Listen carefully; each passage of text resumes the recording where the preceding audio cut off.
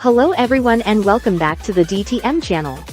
Hey there, welcome to Smart Farm, your go-to guide for all things futuristic farming. Today we're diving deep into the world of smart farming where technology and agriculture collide to create something truly amazing. Imagine this: sensor in the soil, drones buzzing overhead, and farmers manage their crops with just a tap on their phones.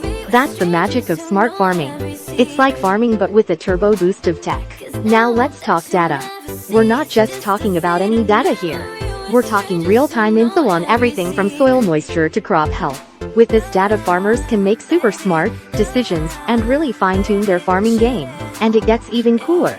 Ever heard of irrigation systems that can think for themselves? Or trackers that drive themselves with laser precision?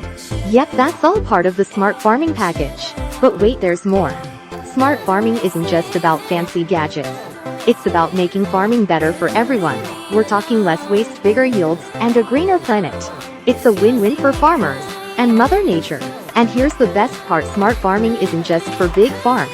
Whether you're a city slicker with a tiny garden, or a farmer with acres to spare, there's something in smart farming for you. It's like bringing the farm to your backyard.